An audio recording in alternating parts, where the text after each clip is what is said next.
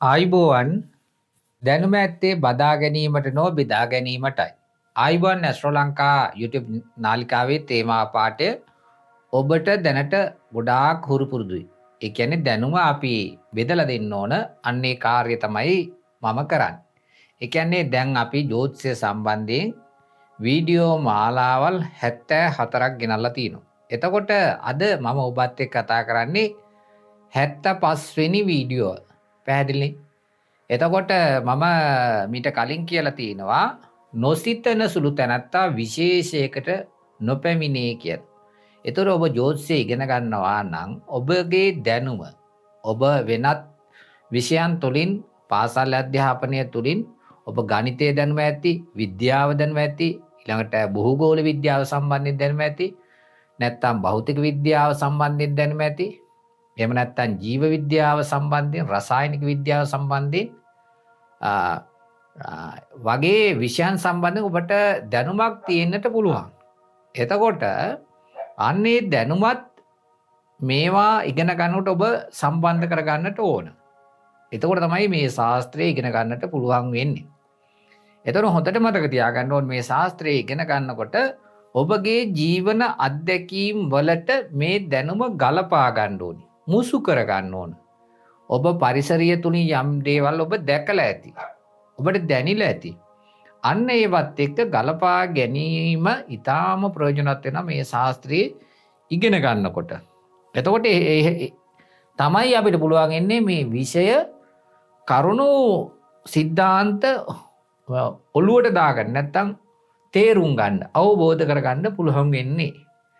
එතකොට මම කිව්වනේ අද ගේන්නේ 75 වෙනි වීඩියෝ කියලා.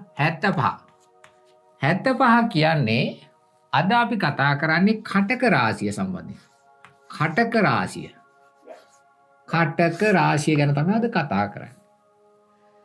එතකොට දැන් මම මගේ ජීවිතේ කුඩා කාලයට ගියොත් අපි යනවා අපේ තාත්තලත් එක්ක සීයලත් එක්ක කුඹුරු වෙල වැඩ කරන්න. කුඹුරු වෙල වැඩ කරන්න යනකොට ගොඩාක් දුරට උල්පත් කුඹුරු තියෙනවනේ. උල්පත් කුඹුරු වෙල ගියාම සිදුරු තියෙනවා. වේලි වෙල සිදුරු තියෙනවා. එතකොට ඒ සිදුරු ඇති කරලා තියෙන්නේ මේ විශේෂ සතෙක් ඉන්නවා කකුලුවා. කකුලුවා කියන සත්වයා. ඉතින් අපි දැකලා තියෙනවා මේ කකුලුවා මේ තෙතමනේ තියෙන තැන්වල පස හාරාගෙන ඇතුලේ බෙනයක් හදා ගන්නවා. මොකටද? ඔහුගේ ජීවත් වෙන්න. එතකොට සාමාන්‍යයෙන් අපි එතෙන්ද යනකොට ස්වරූපය තමයි මේ කකුලුවා ළඟට යනකොට ඌ ගුල ඇතුළට රිංග ගන්නවා. බෙනේ ඇතුළට යනවා. එතකොට අපි දැක්කම මේ කකුලුවාගේ ස්වරූපය තමයි මෙන්න මේ වගේ මෙන්න මේ ප්‍රමාණයේ හැඩයක් තමයි ප්‍රමාණයක් තමයි තියෙන්නේ. ඔහුගේ අඬු වගේ කකුල් කීපයක් තියෙනවා. ඒත් එක්කම මොහුගේ කළු පාට දුඹුරු පාටට හුරු කළු තියෙන කට්ටක් තියෙනවා. සමහර තැන්වල ඒකේ වර්ණය තැඹිලි පාටට හුරුවක් තියෙනවා. ඉතින් ඒ මම දැකපු දෙයක් තමයි මේ ඔබට කිව්වේ. එතකොට මට මේ පාඩම උගන්වනකොට කටක ලග්නේ කතා කරනකොට කියවෙනකොට මට දැනෙනවා මැවිලා පේනවා පොඩි කාලේ ඒ ආච්චිලා සීයලත් එක්ක කුඹරට ගිහිල්ලා ඒ කකුලුවා හැසිරෙන විදිහ, ඔහු එළියට එන විදිහ, ආපහු ගුලට රිංගන විදිහ, වැරදිලා හරි අපේ අතේ ගෑවුනොත් ඔහු මෙන්න මෙහෙම අල්ලා ගන්නවා. පැහැදිලිද? ඉතින් ඔබට ඒ කකුලුවා ගැන දැකලා නැත්තම් ඔබට සාමාන්‍ය මතක් වෙන්නේ නැති ඔබ වෙළඳපොළට ගියාම අර කකුළු ආහාරය පිණිස ඇති කරනවනේ. අන්න ඒ වගේ කකුලුත් ඔබට දැකලා ඒව ගැනත් හිතන්නට ඕන. පැහැදිලි? හරි. ඔන්න අපි කතා කරේ කකුලුවා කියන සත්‍යයක්. ඒතර කකුලුවා කියන්නේ ජ්‍යොතිෂයට සම්බන්ධ වෙන්නේ කොහොමද කියලා අපිට ඉස්සරහට ඉගෙන ගන්නට පුළුවන් වෙයි. එතකොට දැන් අපි ගත්තම අපේ පෘථිවිය මෙම ගෝලයක් නේ පවතින්නේ. පෘථිවිය ගෝලයක් නේ පවතින්නේ. එතකොට මේ පෘථිවි ගෝලය අපි මේ කොටස් මැදින් හරියට දෙකට බෙදුවම ශරීරයක් වගේනේ සමකය කියනවා. සමකය නැත්නම් සමකය. මේකටම කියනවා නිරක්ෂය කියලා. නිරක්ෂය. හරිනේ. එතකොට උතුරෙන් මෙන්න මෙහෙම ආපහු බෙදෙනවා. අන්න මේකට කියනවා කර්කටක නිවර්තනය. කර්කටක නිවර්තනය. කර්කටක නිවර්තනය. එතකොට මේ පැත්තකට කියනවා මකර නිවර්තනය කියලා. මකර නිවර්තනය. මම අර කිව්වනේ ඔබට අපි අනිකුත් විෂයන් වල දැනුම මෙතෙන්ද පාදක කර ගන්න ඕනේ කියලා. මෙතෙන්ද කියනවා ආක්ටික් වෘත්තය. ආක්ටික් වෘත්තය කියලා කියනවා. මෙතෙන්ද කියනවා ඇන්ටාර්ක්ටික් වෘත්තය.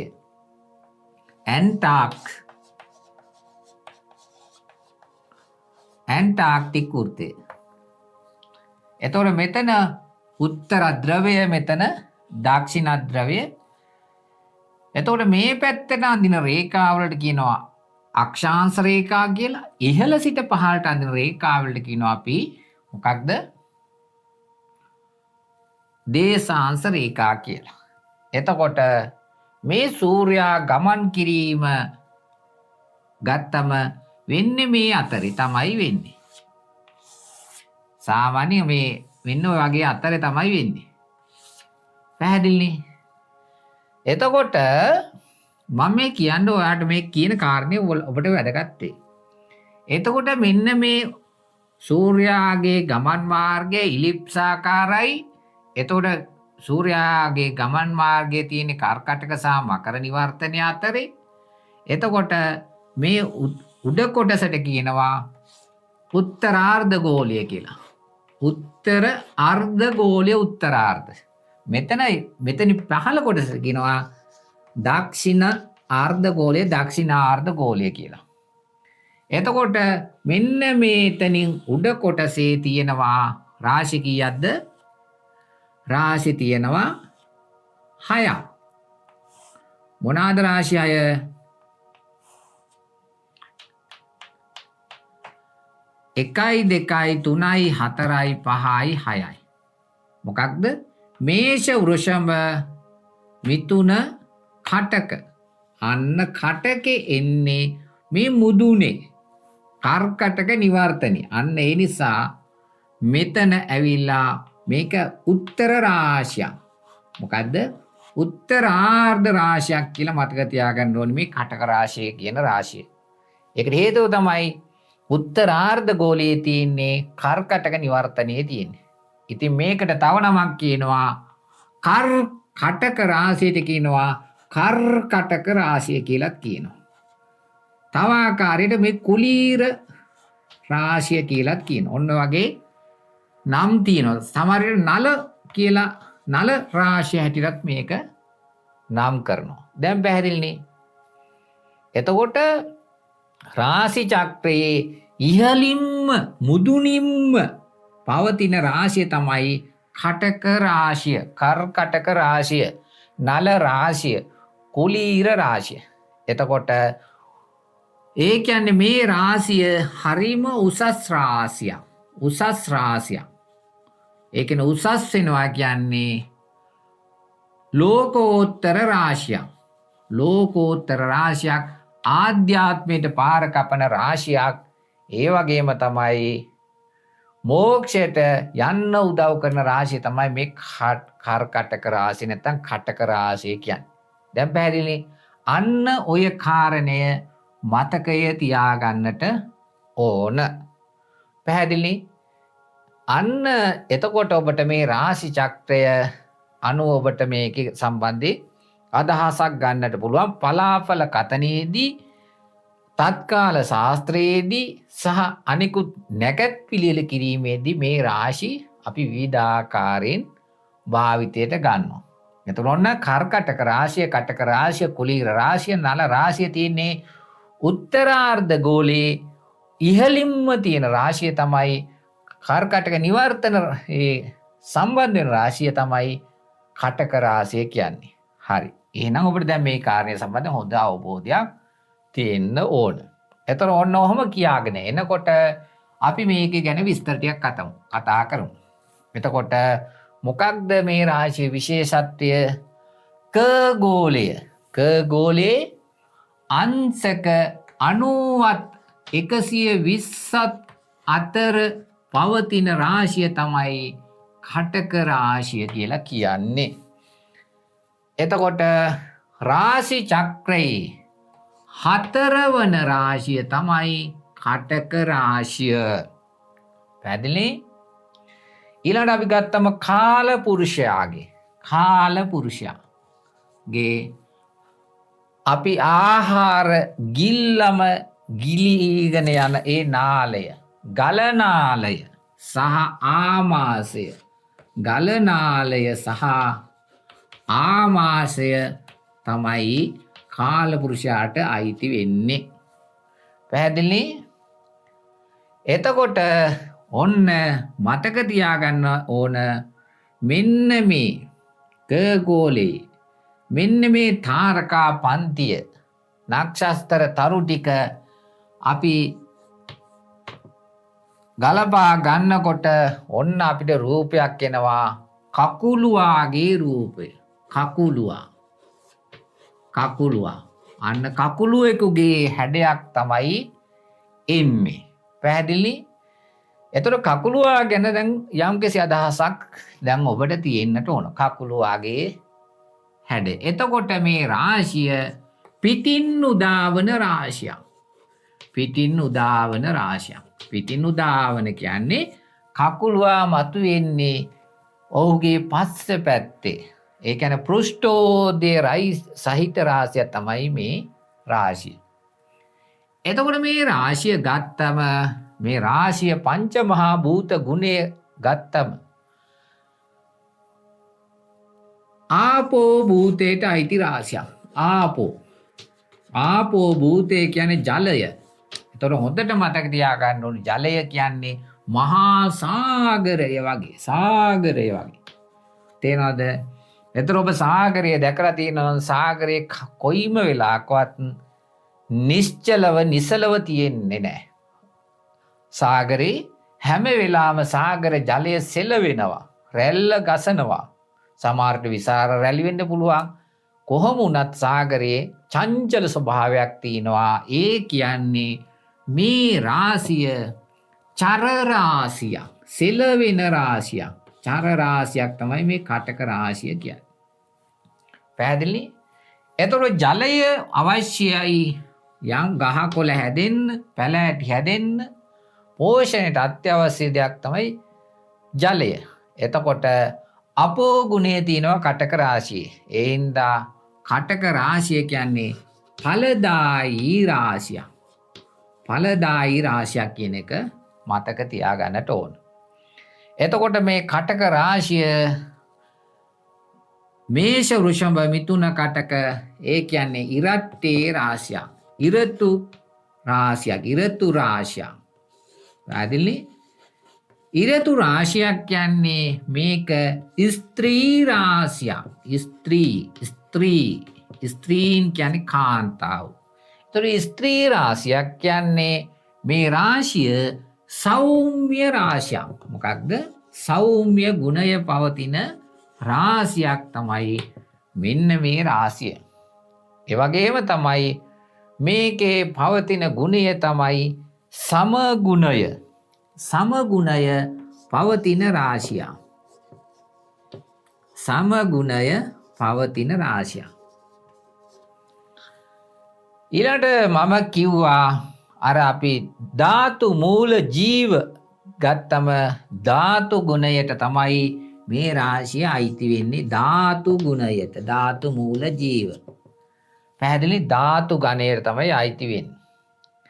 එතකොට මම ඔබට කිව්වා මේ රාශිය ගත්තම මේ රාශියේ කකුලුවාගේ පිටේ ස්වභාවය, කට්ටේ ස්වභාවය මොන වගේද? දුඹුරු පාටයි. අන්න ඒ නිසා මේ රාශියේ දුඹුරු වර්ණයට හුරු වර්ණයක් තමයි තියෙන්නේ. පැහැදිලිනේ? ඊළඟට මම කිව්වා මේ රාශිය බලවත් වෙනවා රාත්‍රී කාලීට. රාත්‍රී බල රාශියක්. රාත්‍රී බල රාශියක්. ඊළඟට ගත්තම මේ රාශිය දිසා වශයෙන් උත්තර දිශාවට. ඒ කියන්නේ උතුරු දිශාවට. ඒ කියන්නේ අපි ගත්තම මේෂ වෘෂභ මිථුන කටක කිව්වම අයිති වෙන්නේ උතුරු දිශාවට බලපැවැත්වෙන රාශියක් ඇටියට මේ රාශිය නම් කරගන්නට පුළුවන්. එතකොට කරුණු කාරණා ගොඩාක් අපි දැන් කතා කරලා තියෙනවා. ඊළඟට වඳ රාශියක් වගේම අනිත් පැත්තට මෙන්න මේ රාශිය ගත්තම නිශ්ශබ්ද රාශියක්. ඒ කියන්නේ ගොළු රාශියක්. ගොළු රාශියක්. ඔබ ජලයේ යටට ගිහිල්ලා ශබ්ද නැගුවට ඇහෙන්නේ නැහෙනි. හඬ පිට වෙන්නේ නැහැ. අන්න එන ගොළු රාශියක් ඇටියට මේක ගන්නට පුළුවන්. පැහැදිලිනේ? එතකොට මේ රාශිය ගත්තම මේ රාශිය බල පැවැත්වෙන්නේ තෙත් බිම්. තෙත් බිම් වලට, කුඹුරු වලට, ඇල මාර්ග වලට, ඊළඟට ගංගා අසබඩ අන්න ওই තැන් වලට තමයි මේ රාශිය බලවත් වෙන්නේ. පැහැදිලිනේ? ඔන්න ඔය රාශියේ ස්වභාවය. එතකොට මේ කටක රාශිය, කර්කටක රාශියට අයිතිකාරයන් රාශියට අධිපති රාශාධිපති වෙන්නේ සෞම්‍ය ග්‍රහයෙක් වෙච්ච සඳු. සඳු තමයි රාශාධිපති ග්‍රහයා බවට පත්වන්නේ. ඊළඟට 21 වෙනි කාරණය මතක තියාගත්තොත් එහෙම මෙන්න මේ රාශියට ගුරු ග්‍රහයා උච්ච භාවයට පත් වෙනවා. උච්ච භාවයට පත් වෙනවා.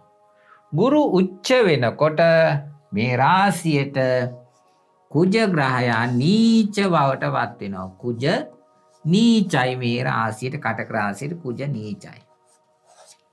පැහැදිලි? ඔන්න ඔහම එනකොට 22 වෙනි කාරණේ 23 වෙනි කාරණේ ගත්තොත් එහෙම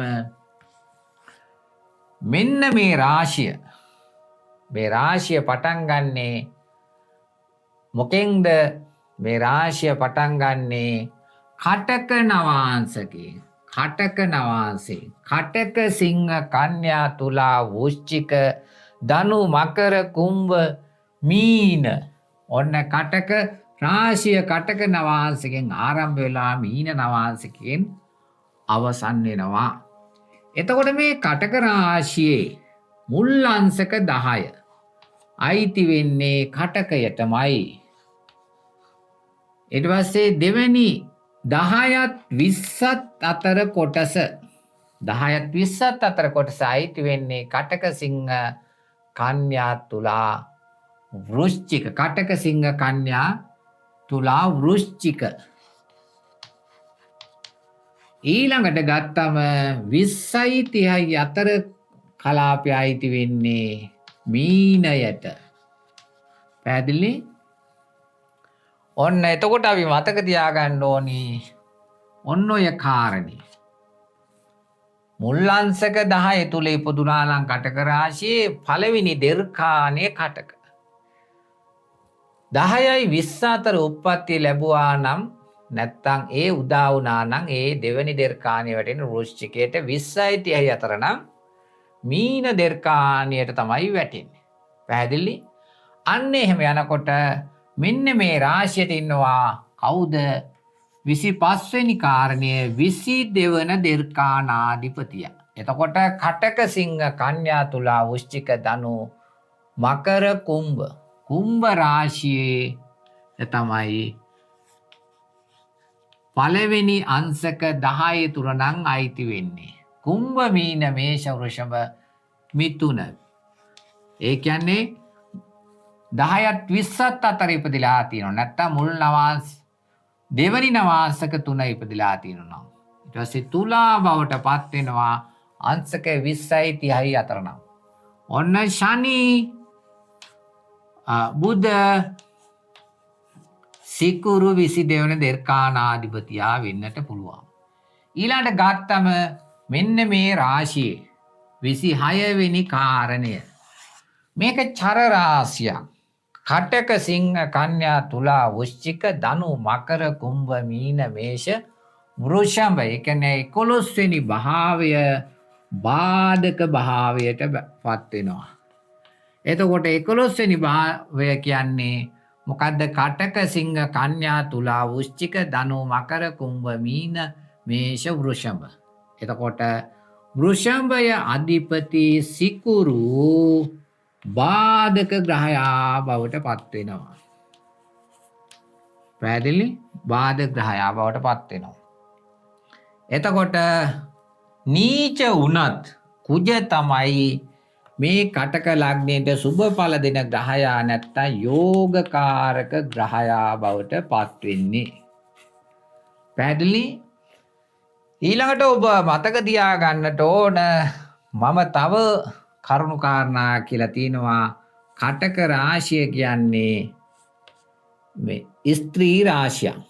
ස්ත්‍රී රාශියක කීවෙනි නවාංශකයේද? ස්ත්‍රී නවාංශකයේ 3 වෙනි නවාංශය කටක සිංහ කන්‍යා අන්න නාශාංශක භවයට පත් වෙනවා. ඊළඟට